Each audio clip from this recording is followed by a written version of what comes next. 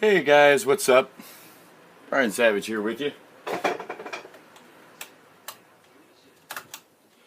Today, I have up here on the bench, I've already disassembled it to kind of find out what was going on before I opened it up, or before I started recording to see what I was getting into. But anyway, it's the GemSound XP-350. This was a very affordable power amp when I purchased it. I purchased it new.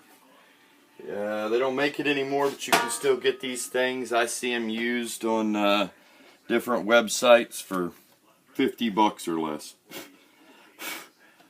But this one had a problem. The right side quit working. Okay, so we took that chassis off, and that takes 4 screws. Actually, I'm sorry, more than 4. There's 4 on top, here, here, here, and here. And then on either side, here and here. You take those screws out, and this is what it reveals. Now guys, again, little safety warning. There are high voltages. For instance, these caps right here, they're 80 volts. You know, who knows how many amps it is. This big transformer is putting out some pretty good power, I would imagine, voltage wise. So anyway, if you're messing with one of these things and you don't know what you're doing, stop and take it. Someone does. But let's assume you know all that and you know that the safety things going on. So I took my chopstick, handy dandy trusty chopstick, one hand in my back pocket, turned it on, put it, the left channel was working, put it on the right channel, and, you know, inspected the jack in here to make sure that that was making good contact on both pins when I plugged it in. Checked the wires, and by checking the wires, I visually inspected as well as tapped it here at the plug. This is actually screwed down to the chassis from underneath with these little tiny screws. I'll show you all that in a minute. But and went through and just tip tap tap tip tap tap tap all the connections, every single component. And I noticed that when I would do this, I would get static, and sometimes it would even kick on. So I thought, oorah! That means more than likely, if that's going on, I don't have a burn-up capacitor, which everything looked good. No leaking, no browning, no blacking. Now I have cleaned all the dust bunnies out of here just to make it a little more presentable. But the fan turned good. Everything was fine. Just no right channel. And when I would give it one of these, the right channel would come on in and out. And sometimes I would just get static. So I could not see what it was underneath this heat sink with it in here, is why I took it out. So bridge switch, input to the board, that controls all your controls. This is to the controls, which is just basically the 2 pots, 2 potentiometers. No static in them, they were clean, worked just fine, nothing in that. And then we got the fan power supply. We have the outputs, and then finally we have the power from the transformer. And we take these screws out. There's 4 screws here, here, and here. And those screws are mounted to little turrets on the back of the PCB board. And this allowed me to look inside here. And that right there is the problem. It's the culprit. Now if I flip it over, I don't know if you'll be able to make it out on the camera or not. That's its solder joint. There. Hear that picking up? And there. And both of those solder joints are broken loose. That's what it is. So instead of having to buy a new amp, even though again you can buy these things used for 50 bucks, I'm going to take a little dollop of solder on either one of these, resolder these contacts, put it back together, and I've got a power amp fix that works.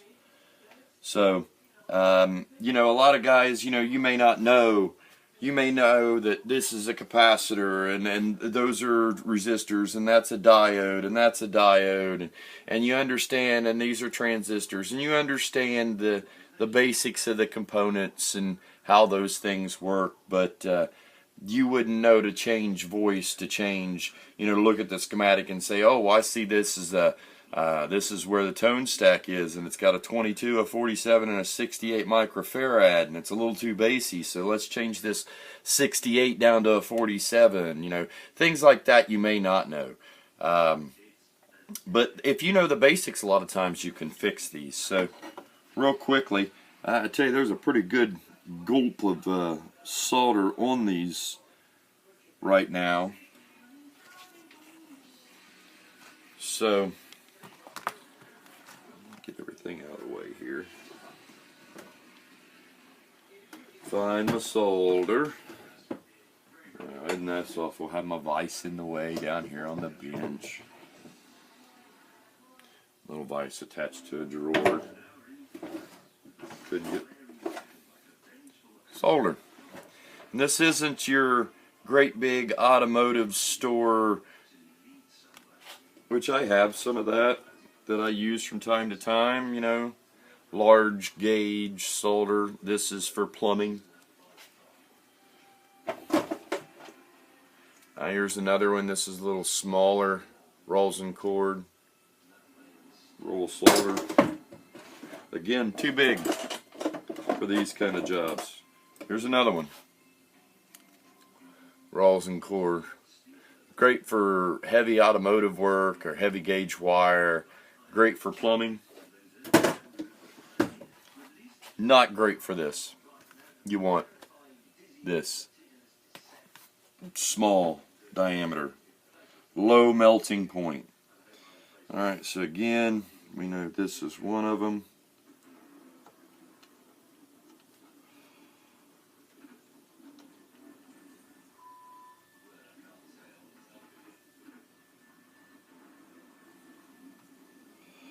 Good shiny joint. Don't blow it. I don't know.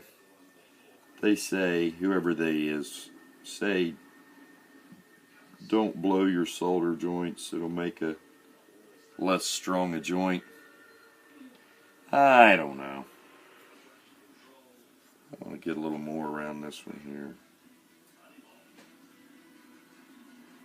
There we go. And that's a good shiny solder joint.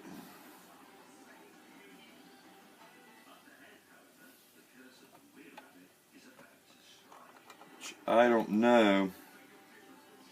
That one down there is not touching the heat sink. It looks like this one still may be touching the heat sink, and I don't think that would hurt it. I do think it would hurt it, but I don't know for sure. Yeah, it's touching it ever so slightly.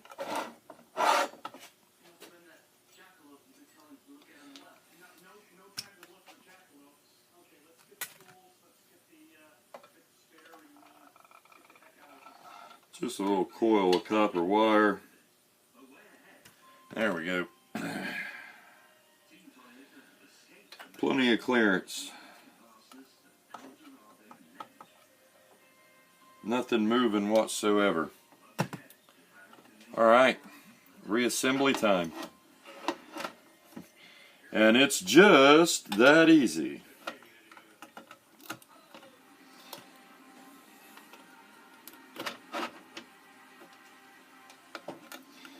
There's the transformer output.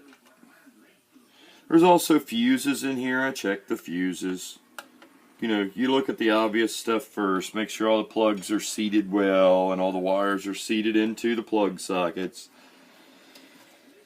You know, and you tap components and you look for the obvious first. And I'll be honest with you, had I not input, bridge switch, input, power supply. Alright, we're in.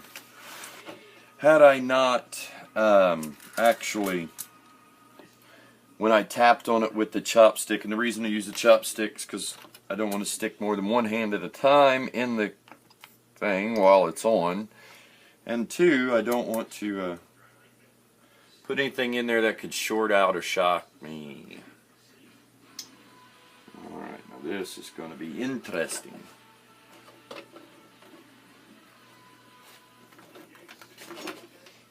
Trying to go in from the bottom here.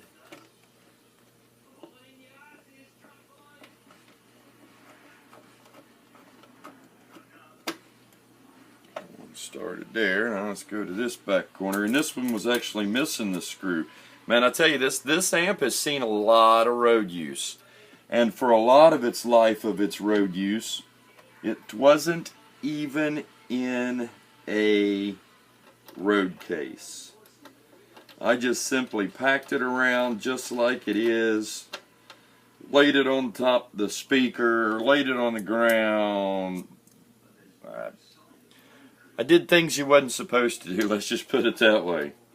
I didn't treat it as good as I should have treated it, but again, I think when I bought it new, it was like $100 or something new. It wasn't much. But at the time, I was looking for simply a small power amp to run some monitors. That's all I was doing, was just running monitors off of it. And still to this day, that's all I do with it, is run some unpowered monitors that are not high watt monitors anyway. They don't need a lot of power. I didn't need a lot of wattage, and I still don't with these, what the monitors I'm running off of this. And we unfortunately went to our last gig, and we set up and turned everything on, and one side of it didn't work. So unfortunately the bass player and the drummer ended up having to share a monitor mix, because I couldn't separate it and give one side of this runs the bass player's monitor mix and the other side runs the drummer's monitor mix. I should say percussionist. He does more than just play the drums. Also a talented singer. If you watch this, Greg, it's a blessing having you in our band, for you to be a part of it. Your band too, my brother. Alright guys, so we get this chassis back on here. And everything's kind of symmetrical on the chassis, so you don't have to worry too much about front and back. And I didn't film it, like I said, I already cleaned this thing up some. If you have one of these or anything else and you get in it and you take the time and you open it up and looking for problems, once I isolated the problem and I knew that I was going to be able to fix it, and this wasn't going to be just something I set back in the scrap heap because it had a blown power amp or op amp or something in it. I wasn't going to mess with replacing it, and you know, later down the road, if I got something else that was broke and could scavenge components out of it to fix it, I might have. But again, I wasn't going to put too much into it. But I didn't have to put anything into it except some time. So while I was in there, cleaned it out, cleaned it up, and trust me, that fan was covered with hairy dust bunny. Oh, it was bad. And the PCB board, the heat sink, all the op amps, those big black chips that actually make the power in there, the amp chips, that's attached to the heat sink, they were just covered with dust. The leads were covered with dust. And you know, that dust on there will hold heat and not let it dissipate its heat as fast onto the heat sink, which dissipates the heat and all that stuff. I'm sure it's a minute amount, but when it comes to heat and optimal performance in your electronic components, every little bit helps. I'm sure the fan wasn't running and blowing at very much efficiency anymore since it was covered with everything under the sun.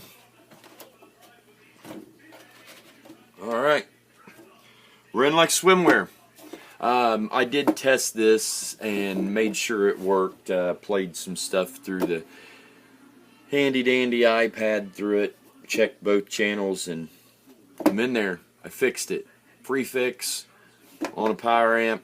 I hope that if you guys have one of these, and by looking at this, maybe it gives you an idea of what might be wrong with yours. As well as, you know, again, these are pretty popular amps. A lot of people want to know how to get into them. A little thing. These are the 4 screws. 1, 2, 3, 4.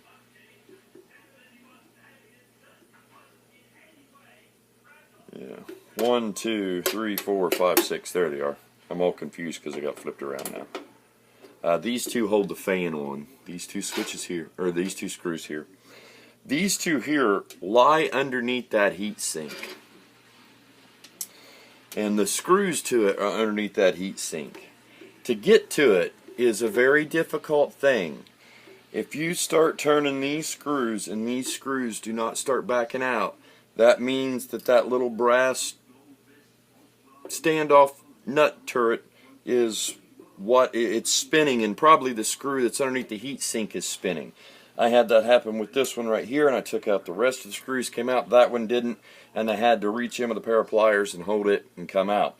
And when I did that and I tightened those nuts back down onto the PCB board, so next time these should just back right out, because these are not as tight as the ones I put when I put it in the PCB board. Other than that, guys, again, hope that helps somebody. Share the music, share the love. Peace out.